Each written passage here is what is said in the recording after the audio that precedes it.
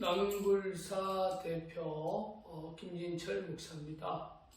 뒤에 이제 현수막에 보면 2014년 10월 30일 경기도 양주시 강사동 235-3번 제 양조탄굴 기자회견 현수막, 그리고 방송 나갔던 현수막, 그리고 2014년부터 저희들이 2019년까지 소위 황량절벽지 남양주 수석동 산 2-50번지, 경기도 남양주 수석동 산 2-50번지 한강절벽지 저희들이 녹취 작업을 했던 현수막, 그리고 낭불사 대표가 용산 국방부청사 앞에서 2011년 5월 23일 삭발 남측 땅굴 타는 기자회견, 이런 현수막들 뒤에 보일 겁니다.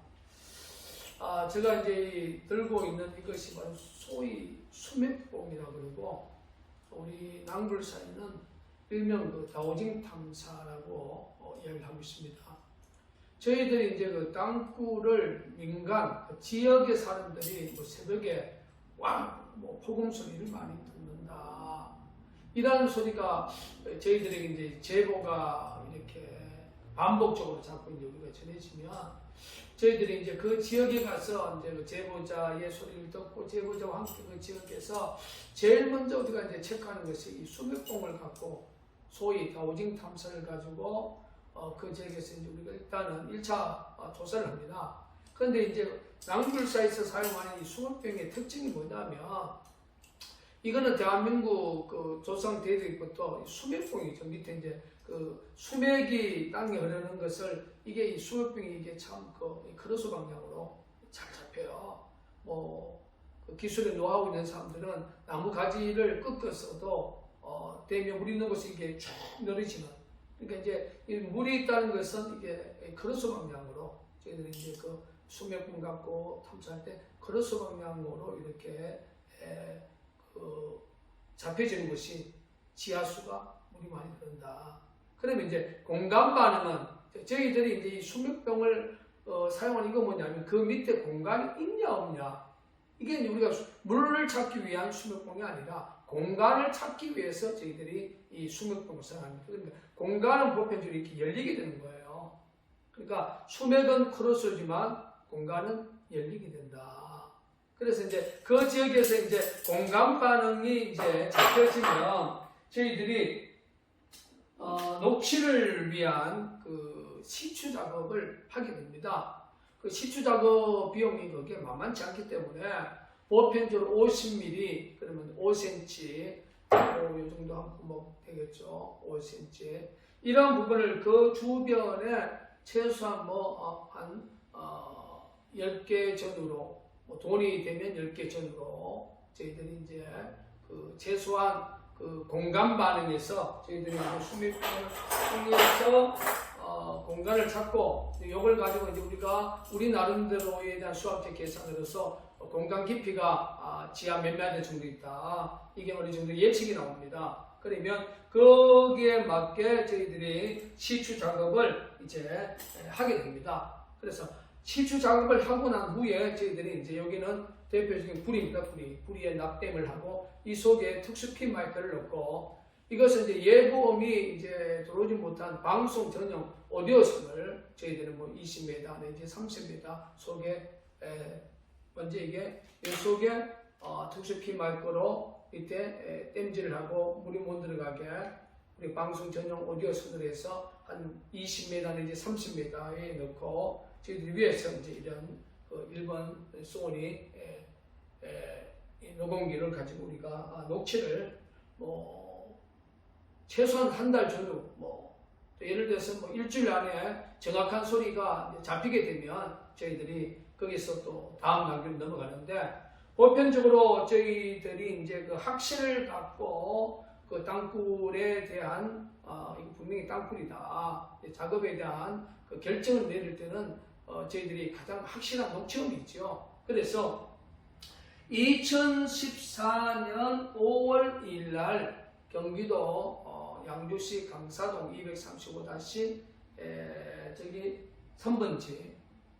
2014년 10월 30일 날 남궁시가 기자회견 통보. 여기서는 정확한 이제 북한 여자 음성이 2014년 5월 2일 날 녹취가 되었습니다. 그래서 소위 이제 운물 녹강 절개 공법으로 녹강을 5개 묶고 저희들이 파고 들어가서 22m의 역대책 그 라운딩을 찾아서 북쪽 방향 한 5m 정도 열렸지 않습니까? 그 남쪽 한 1m.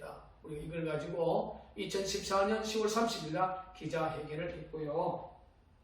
그리고 이제 그 2015년부터 2019년까지 소위 한강절벽지라고 하는 그 남양주 수석동에 거기는 그 상수도 보호 지역입니다. 한강의 지구가 그 위에가 바로 발당댐이 있고 수도권에서 가장 중요한 그런 그 한강의 상류 지역이죠. 거기는 상수도 보호 지역 겸 선사시대 유물 지역입니다. 이 지역이 여기서는 뭐 도저히 절대자의 권력에 결단하지 않고는 여기는 절개 작업을 할 수 없는 지역입니다. 그래서 여기서 이제 우리가 녹취를 위해서 가장 공을 세웠던 것이 자동차 연료 펌프를 이용해서 이 자동차 연료 펌프를 이용해서 10mm 호수에 저희들이 이 10mm 호수에서 연결을 시켜서 물을 빼올리면요 한 30m, 40m까지 물을 빼올려요. 그래서 거기에 이제 물을 빼올리고 특수핀 마이크가 들어가서 저희 녹취하는 시스템을 우리 남굴사에서 독자 개발을 하게 됩니다. 그래서 이제 여기서 이제 중요한 녹취음이 바로 2015년 6월 2일 날 저희들이 녹취음 중에 북한 여성 음성의 그 톤은 양주와 거의 비슷합니다. 여기서 중요한 단어가 지난 5월 17일 서울 용마산 중앙강장, 지난 5월 17일 서울 용마산 중앙강장. 그러니까 2013년에 국방부가 그 구리 숙택동 지역에 주민들이 그 엄청난 폭우 경보의 소리를 듣고 땅굴 작업을 2개월 전으로 하다가 중단했던 그 지역하고 직선거리로 한 2-3km밖에 되지를 않아요. 그러면 직선거리로 서울 명동동에 있는 용망산하고는 한 4km 전후입니다.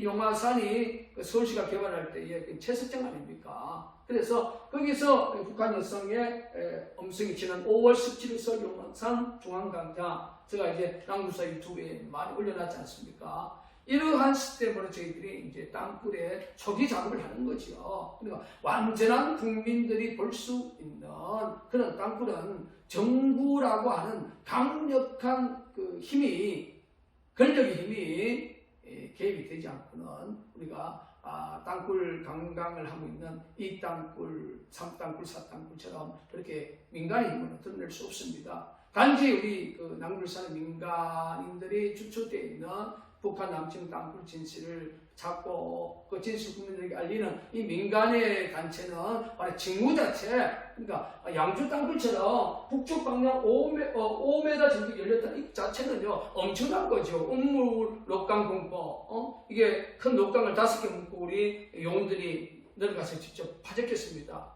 그러니까 이러한 것은 뭐 애국심에 대한 생명을 걸고 하는 거지. 우리가 뭐 어떤 물질적 개념으로 그렇게 우리가 뭐 자기 집을 팔아서 또 어떤 때는 뭐 죽음의 고난 속에서 우리가 하는 것은 하나의 애국심입니다. 그래서 국방부의 그 잘못된 원칙이 뭡니까? 바로 1983년 5월 7일 동부정선 그 북한의 위장 간첩 신중철이가 기술을 하게 됩니다. 그러니까 신중철이가 기술하면서 제보했던 땅굴 라인이 제4땅굴이죠. 1990년 3월 3일 지금 이제 제4땅굴 강강 견학도 가고 그랬는데 그 신중철이가 와서 그 북한 남침 땅굴에 대해서는 바로 4km 이상 땅굴 굴착할 능력이 없다. 왜?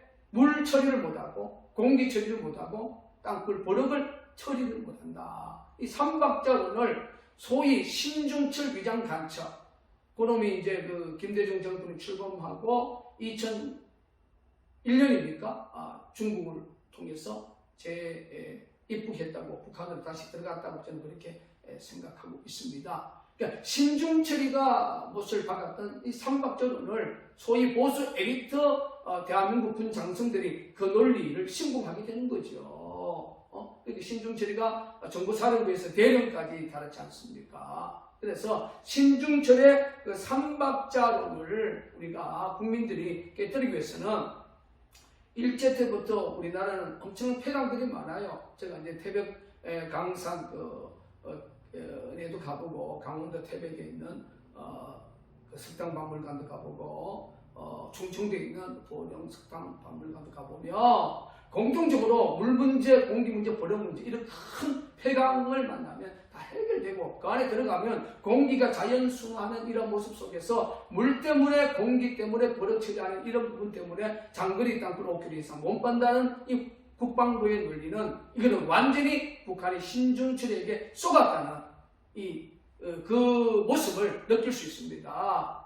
이제 윤석열 정부의 군 관계자들과 정치 지도자들은 신중철가 말했던 물, 공기, 버릇 처리를 못한다는 이 삼박자론을 이제 폐기하고 5km 이상 장거리 땅굴을 북한은 충분히 갈 수가 있고 남굴사에서 말하는 중국권 이상 그 이상으로 남측 땅굴이 굴착되어 있다는 이 논리를 빨리 인지해 주시길 바라겠습니다. 그러면 석당박물관에 가보면 꼭 필요한 기계 중에 하나가 뭐냐면 바로 그 꼼프락스입니다.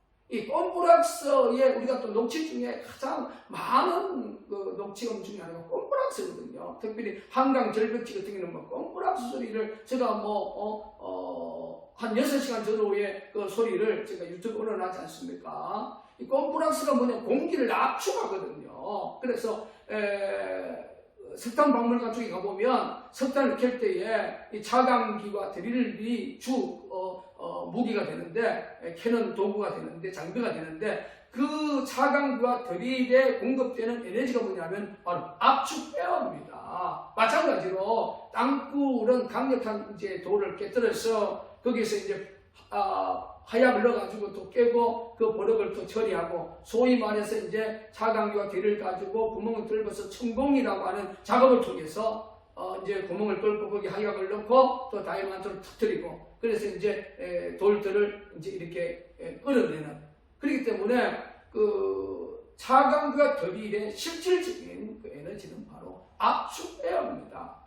압축 에어를 만들기 위해서 꼼프락스가 필요하거든요. 그래서 1975년 3월 19일 날 발견된 강원도 철원 제2땅굴에 가보면 제1강장, 2강장이라고 하는 폿말이 붙여져 있는데 여기는 발전기가 놓여 있고 여기는 탁한 공기를 내보내고 좋은 공기를 끌어들이는 꼼프락사가 있던 곳입니다. 라고 그런 편말이 있듯이 땅굴 현장, 북한의 땅굴 작업에서 가장 중요한 기계 중에 하나가 꼼프락스입니다. 그래서 중동의 소위 그 CNA라고 하는 알자지라 방송에 보면 북한이 이제 경도공사에서 자기들이 자랑한 그 꼼프락스를 소개한 그런 영상을 제가 본 적이 있습니다. 마찬가지로 제가 오늘 우리 대한민국 국민들과 윤석열 정부 정치 지도자들에게 또 고위 관계자들에게 드리고 싶은 것은 이제 김정은이가 말하는 그 남측 땅굴 그 역대 보수 엘리트나 친북자의 종북의 김대중, 노무현, 문재인 권력에서 신봉했던 그 후전선 5km 이상 땅굴을 굴착할 수 없다. 물 문제 처리 못한다. 공기 문제 처리 못한다. 버럭 문제 처리 못한다. 이것이 1983년 5월 7일 날 동부정선을 기술한 신중철이가 세운 이 삼박자론을 반드시 깨뜨려야 됩니다. 5km 이상 아니라 중북은 그 이상에 이미 남측 땅굴이 들어왔다는 사실을 남굴사 대표는 지난 21년 동안 남측 땅굴 진실 사격을 통해서 자신있게 대한민국 국민들 앞에 또 미국의 바이든 정권과 또 자유를 사랑하는 세계 모든 지도자들에게 호소를 드립니다. 남측 땅굴은 진실입니다.